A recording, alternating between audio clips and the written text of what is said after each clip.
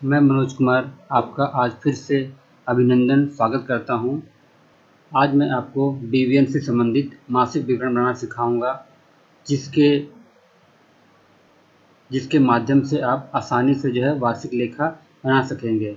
मैंने आपके सामने ये एक बीवीएन की जो डिटेल है, यानी कि जो पैसा हमारे पास आया है और जो गया है, इसका डिटेल लिख रखा है। इसके आधार पर आज मैं आपको बीवीएन अकाउंट बनाना सिखाऊंगा मंथली। और जो ये जो मंथली की सीट है, इसका मैं आपको एक डिस्क्रिप्शन में इसका लिंक दे दूंगा, ताकि आप इसको आराम से डाउनलोड करके इस पर आप मंथली बना सकते हैं। तो आइए हम बनाते हैं बीवीएन का मंथली शेड्यूल, है ना। तो देखिए, ये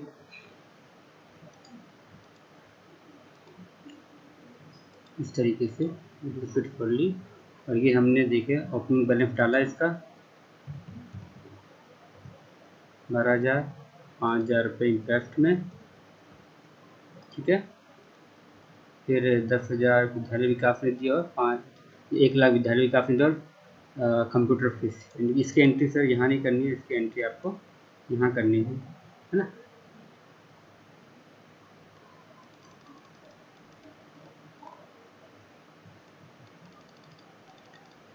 ये देखिए 1,00,000 रुपये आपका ये है, ठीक है, और 50,000 आपका ये है।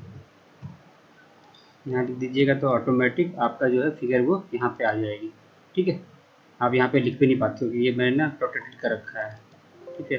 तो क्योंकि जो एनुअल अकाउंट था उसमें यहीं पर ही होता है, इसलिए मैंने उसको वहीं पर बनाया, ताकि आपको आसानी से हो सके और आसानी से आपकी जो एनेक्स्चर है वो भरे जा सके। अगली फिगर है सेविंग, जो इंटरेस्ट मिलता है, मिसलेनियस इनकम मिलता है।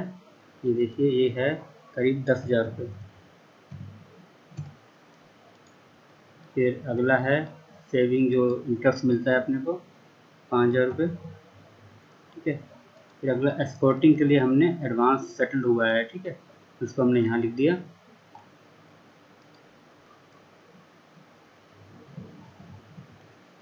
एक कई बार लोगों से गलती होती है कि जो हमारे बच्चे जो हैं नेशनल स्पोर्ट्स मीट में जाते हैं, स्पोर्ट्स में जाते हैं, उसके पैसे को वो यहाँ शो कर देते हैं यहाँ पर, ठीक है। ये उन्हीं स्कूलों के लिए होता है, ये वाला जिसकी बात कर रहा हूँ मैं, ये 19 स्कूलों के लिए जो कि उसको इवेंट को ऑर्गेनाइज कर रहे हैं, उनको यहाँ पे खर्चा बुक करना पड़ता है, और किसी को खर्चा बुक उसको नहीं करना पड़ता है ना। ताकि अगर ये खर्चा बुक करेंगे तो हमें ये आर से रिम्बर्समेंट लेना होता है इसके माध्यम से, इसलिए यहीं पर यहाँ पे वही करेंगे जो कि जहाँ पर ये इवेंट होगा, ठीक है।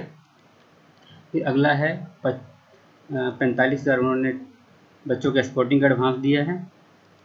ये मतलब अदर एडवांस दिया है, अदर तरीके का एडवांस, जैसे कि कुछ और भी चीज़ होती है, जैसे कि हमारा एग्जाम होता है कभी, है ना, तो उसका हमने एडवांस दिया तो वो यहाँ पे लिखते हैं।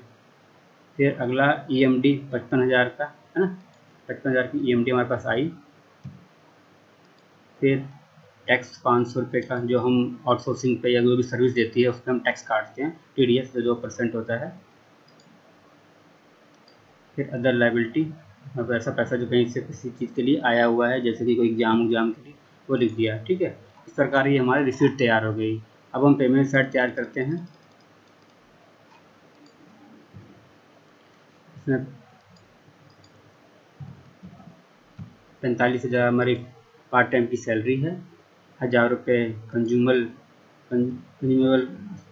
है, क्राफ्ट स्पोर्ट्स उसका, है ना। फिर 3500 रिफंड किया फीस हमने, वो यहाँ डाल दिया। फिर एनुअल फंक्शन, अदर फंक्शन, इसमें जो भी फंक्शन होते हैं, जैसे कि आपका इंडिपेंडेंस डे या कुछ और फंक्शन होता है, उसका खर्चा यहाँ पे बुक होता है, वो यहीं डालेंगे, है ना। ये हो गया आपका 5600। इस प्रकार ब्यूटिफिकेशन हॉर्टिकल्चर, यानी कि जो आपका जो बागवान होता है, जो बागवानी जो माली होता है, उसका जो खर्चा होता है ये यहीं यहाँ बुक होता है और कहीं बुक नहीं होता है, तो इसका यहाँ पे लिख दिया हमने। उसी प्रकार जब हमारा फीस जो आती है उसका हम जो 3% देते हैं, वो 3,000 2,000, है ना, यहाँ 3%, 3,000, यहाँ 2,000, ठीक है, इसका लिख दिया। फिर अगला हमारा सिक्योरिटी गार्ड पेमेंट करते हैं 52,500। और जब हम ये सब सिक्योरिटी गार्ड या जो भी हम पेमेंट करते हैं, जिनका डिटेल्स करता है, उसका हमें ग्रॉस अमाउंट दिखना चाहिए होता है हमेशा, उसका नेट अमाउंट नहीं दिखना चाहिए जितना हमने उस पर्टिकुलर को दिया है, क्योंकि इससे वो गलत हो जाएगा।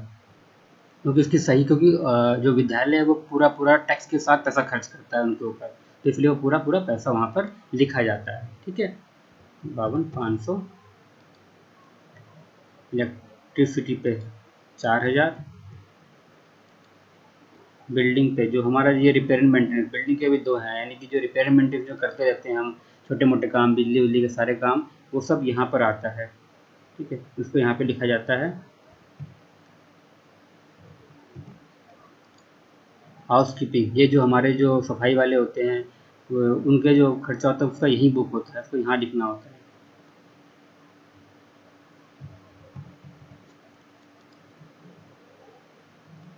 और फिर हमने, जैसे हमने एडवांस का जो मैंने कहा था पिछले वीडियो में, कि एडवांस का जो है ये जो इस तरफ ये वाला जो होता है कॉलम, ये वाला, ये बीवन का नहीं, ये स्कूल फंड का होता है। ठीक है, इसका जो बीवन का था वो इधर की तरफ दिया होता है, तो इसमें यही बुक करना होता है, यानी कि एस्कॉर्टिंग के लिए हमने 20,000 रुपये एडवांस दिए हैं।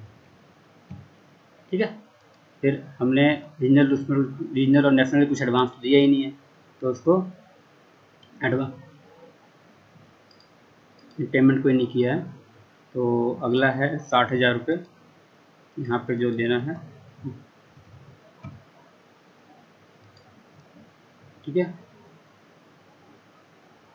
फिर 12,000 रुपये हमने ईएमडी रिफंड की है किसी की। फिर 500 रुपये टैक्स जो हमने टीडीएस कटा था वही 500 रुपये आया और 500 रुपये दे दिया। ठीक है, फिर अदर टूवर्ड्स लाइबिलिटी, ओडीआर वाला, फिर हमने जो फीस का 20% दे दिया हेड क्वार्टर को, और फिर 5% हमने दे दिया आर को। देख रहे हैं ना, मैंने यहाँ पे गलती कर, तो वो उसने लिया ही नहीं, लिया हमें यहाँ पर वो वहीं पे करना है आपको। ठीक है, 5,000 इंटरेस्ट। ठीक है, और हमारा पूरा क्लोजिंग बैलेंस ये 1,325 रुपये, तो ये हमने 1,325 डाल दिए ऊपर, यहाँ पे डाल दिया हर जगह। आपको ध्यान रखना है कि ये बीवी में कॉलम तो आपको यहीं पे डालना है। ठीक है, तो ये यहाँ पे डाल दिया, इससे हमारा ये टैली होगा। ठीक है, तो बड़ी आसानी से आपने ये जो मंथली है वो बना लिया है। और देखिए, इस मंथली में खास बात ये है कि आपको जो ये दिखेगा साथ में, हर मंथ के साथ में आपको ये दिखेगा कि भाई कितना क्या है, कितना कैसे कैसे क्या है, कि भाई कितनी बाकी किस किस हेड में बाकी है। ये देखो इसका हेड है भाई, ये इसमें से कितना पेंडिंग पड़ा हुआ है, यानी कि अभी एलटीसी में 15,000 रुपये अभी हमारा सेटल होना बाकी है, 5,000 इसमें बाकी है, तो ये सारा कुछ दिखाएगा आपको, हर महीने दिखाएगा।